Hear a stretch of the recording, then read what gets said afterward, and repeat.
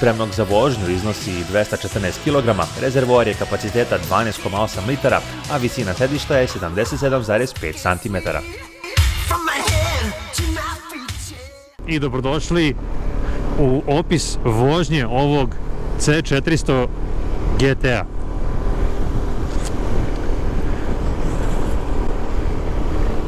Ono što bih voleo vama da prenesem kao prvi utisak je sedenje. Moram da priznam da je mene ovaj utisak sedenja zaista oduševio i smatram, to je neko moje lično mišljenje, da udobniji skuter u ovoj nekoj kategoriji nisam do sada vozio.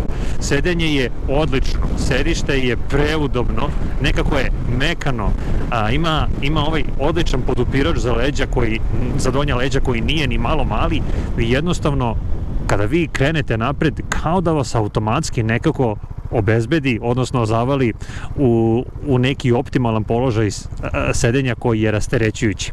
Što se tiče prostora za noge, ovi nasloni za stopala su zaista veliki, ogromni i tu ima mesta za jako dugačke noge.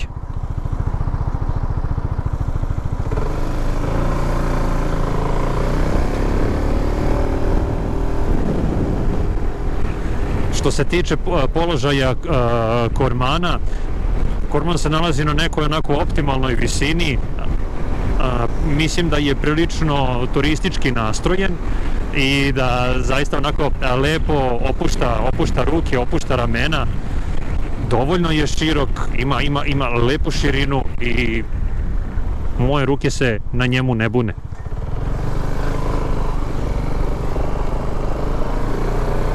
Također, kada smo već kod predela kormana, volio bih da iskomentarišem i retrovizore koji su generalno odlični i rade dobar posao. Moja neka lična nota, ono što bih ja možda voleo malo više, to je da imaju neku malo veću širinu kako bi mogao da vidim malo veći odraz iza sebe i sa strane. To je čisto neko moje lično mišljenje, ali mislim da su sasvim solidni tu gde jesu. Kada je reč o vibracijama, blage vibracije postoje.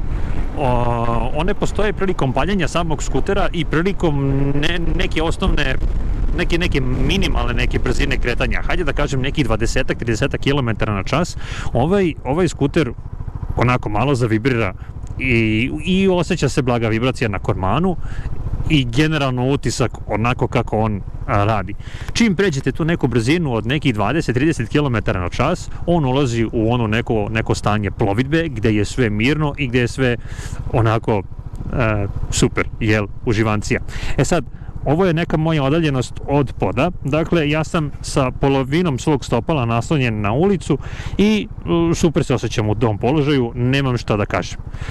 Ovaj skuter u ovom slučaju koji ja trenutno vozim ne dolazi sa fabričkim grejačima ručica, grejačima sedišta koji treba da se nalaze ovde negde i ne dolazi sa alarmom.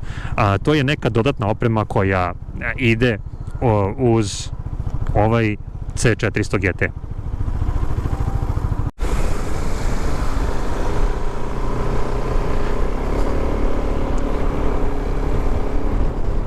Također bih volio da iskomentarišem i ovaj vetrobran koji je trenutno na jednoj visini, dakle on je fiksiran i možda nažalost tržišta nema tu mogućnost da se elektronski podiže i da se sa njim manipuliše. U ovom nekom trenutku ta standardna pozicija vetrobrana, odnosno vrh ovog vetrobrana meni dolazi tačno do predela vrata i čak pri nekoj brzini od 50 km na čas, 60, imam osjećaj da mi vetar onako prilično lepo struji po kacigi i pravi mi malo šuma. I smatram da bi dodatno doprinelo nekom većem užitku vožnje ukoliko bi ovaj vetrobran mogao malo da se podigne. Što se tiče preglednosti samog ekrana, on je super pregledan.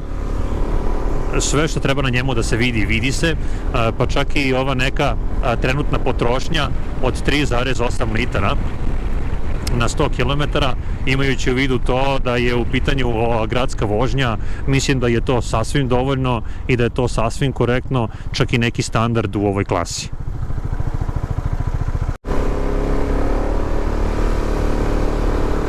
Zaista se lepo čuje, nije jedan od onih tiših skutera koji su onako prigušeni i koji se slabo čuju, lepo se čuje i siguran sam da u gradu možete biti, pored toga što možete biti viđeni, ljudi će i moći lepo da vas čuju. Prilikom davanja migavca, odnosno prilikom skretanja, apsolutno levo-desno za davanje migavca, ali kako biste vi ugasili migavac, ne treba da se vrati taj taster na onaj središnji deo, nego potrebno je stisnuti to dugme i migavac se gasi. To je ono što je meni vrlo interesantno i zanimljivo kod ovog modela. Malo drugačije nego kod svih ostalih skutera.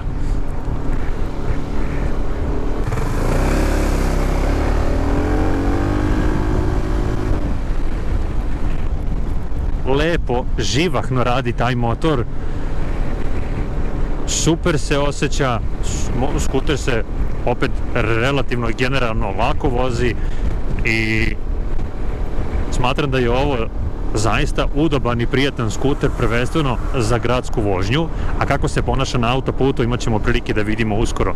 I ono što ga izdvaja od ostalih konkurenata, a to je neka udobnost prilikom prelaženja neravnina i rupa. Govorio sam da su neki prethodni modeli onako čvrsti kao tank. On jeste čvrst, ali nekako mekano prelazi preko tih neravnina i rupa,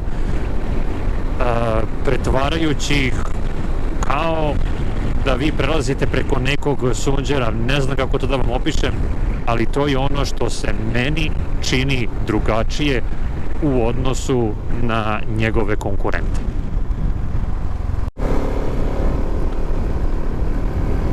I evo, samo da sumiram pre nego što izađem na autoput, kočnice. Ovaj dupli prednji disk je baba roga. On kopa, bukvalno koči u mestu, izvrsno kočenje.